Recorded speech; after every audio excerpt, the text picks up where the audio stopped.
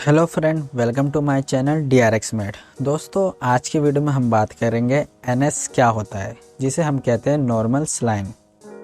Normal saline जिसे हम short form में NS, ये होता क्या है और इसके क्या यूजेस है और इसको कब दिया जाता है, सब कुछ इस वीडियो में बात करेंगे, संपूर्ण जानकारी। तो वीडियो को एंड तक देखना और चैनल को सब्सक्राइब जरूर करना और कमेंट करके बताना कि वीडियो कैसी लगी। तो चलते हैं डायरेक्ट वीडियो की तरफ। जो हमारा NS है, जिसे हम नॉर्मल सलाइन कहते हैं, इसके अंदर कॉम्पोजिशन देखते हैं कि कॉम्पोजिशन क्या क्या है। जो हमारा NS है उसके अंदर 0.9% NaCl होता है, जिसे हम सोडियम क्लोराइड कहते हैं। 100 ml बोतल या 500 ml बोतल में हमारा 0.9% NaCl होता है, जिसे हम सोडियम क्लोराइड कहते हैं। और जो इसके यूजेस देखे गए हैं NS सलाइन के, जिसे हम नॉर्मल सलाइन कहते हैं, अगर किसी व्यक्ति को डिहाइड्रेशन होता है, मतलब अगर उसकी बॉडी में पानी की कमी हो जाती है किसी दौरान, जैसे कभी कभार होता है वॉमिटिंग ज़्यादा हो जाती है, लूज मोशन ज़्यादा होता है, डायरिया ज़्यादा होता है, और तो और ये भी देखा गया अगर व्यक्ति धूप में लंबे समय तक काम करता है जिसकी वजह से उसकी बॉडी से वाटर बहुत ही लॉस हो जाता है, तो उस समय उसे डिहाइड्रेशन होने के चांसेस होते हैं। तो उस समय NS, जिसे हम नॉर्मल सलाइन, दिया जाता है। और ये भी देखा गया है ये वुंड वॉशिंग, अगर किसी व्यक्ति को घाव होता है तो घाव को धोने के लिए इस्तेमाल किया जाता है हमारा नॉर्मल सलाइन। और ये भी देखा गया है ये इंजेक्शन में मिलाने के लिए काम आता है, डाइल्यूशन ऑफ इंजेक्शन। देखे होंगे कि बहुत से जो इंजेक्शन होते हैं जो इसकी विस्कोसिटी हायर होती है, मतलब वो बहुत ही गाढ़ा होता है, जिसकी वजह से वो डायरेक्ट आपके बॉडी में नहीं जा सकता। तो ये जो हमारा नॉर्मल सलाइन है उसको मिक्स करके उसको दिया जाता है। जैसे कि आप देख सकते हो कि बहुत से जो बच्चे के पाउडर फॉर्म में आते हैं, तो उसमें जो वाटर होता है वो वाटर ये नहीं होता है, लेकिन वो भी एक टाइप का सलाइन ही है, उसको मिक्स करके ही दिए जा सकते हैं कि डायरेक्ट नहीं दे सकते।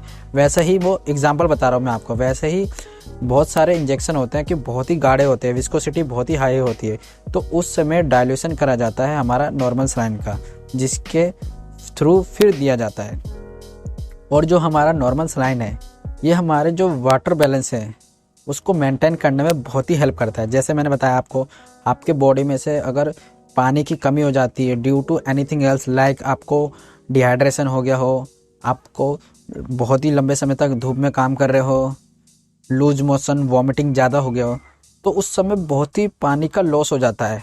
तो पानी को मेंटेन करने के लिए नॉर्मल सलाइन दिया जाता है, और तो डिहाइड्रेशन भी कम हो जाता है, और जो आपके बॉडी में पानी का लेवल है, मेंटेन जो वाटर बैलेंस है, वो भी रहता है। यही है इसके कुछ यूजेस। अब मैं आपको बताता हूँ जो हमारा नॉर्मल सलाइन है, जिसे हम NS कहते हैं, इसको देते कैसे हैं, मतलब इसका डोज क्या है। देखो, जैसे कि मैं बोलता हूँ कोई भी दवाई हो, ये एक टाइप की दवाई ही है। आपको कंडीशन देख कर, जैसे कि अगर आप किसी डॉक्टर के पास जा रहे हो, आपको कुछ प्रॉब्लम हो कि आपको बहुत ही आपका डिहाइड्रेशन हो गया हो, तो डॉक्टर आपकी कंडीशन को पहले अच्छे से चेक करेगा, बिल्कुल अच्छे से देखेगा, उसके अकॉर्डिंग ही आपको ये नॉर्मल सलाइन देंगे। जो इसके लगभग जो नॉर्मल सलाइन है 2000 ml से 3000 ml 24 घंटे में दे सकते हैं।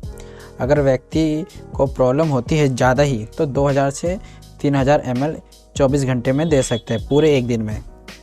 और एक और बहुत ही इम्पोर्टेंट बात है, अगर इनकेस कोई व्यक्ति जिसको हाइपरटेंशन, ब्लड प्रेशर, BP उसका है, जैसे कोई पेशेंट है जिसको डिहाइड्रेशन हो गया हो, उसके बॉडी में वाटर की बहुत ही कमी हो, और लेकिन वो व्यक्ति पीड़ित है ब्लड प्रेशर से, मतलब उसका वो ब्लड प्रेशर का पेशेंट हो, हाइपरटेंशन हो, तो उस समय नॉर्मल सलाइन नहीं देते हैं, क्योंकि नॉर्मल सलाइन में हमारा सोडियम क्लोराइड होता है, और BP बढ़ने का कारण ही होता है हाई अमाउंट ऑफ जो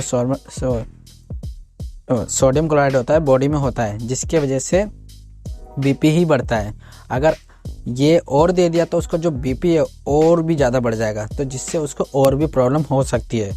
तो अगर कोई व्यक्ति जिसका बीपी बिल्कुल ही हाई है और उसको प्रॉब्लम है तो डॉक्टर पे जाए तो ज़रूर बताए कि उसको बीपी है। वैसे डॉक्टर पूरा चेक करके ही उसको एनालाइज करके ही उसको एनएस देंगे।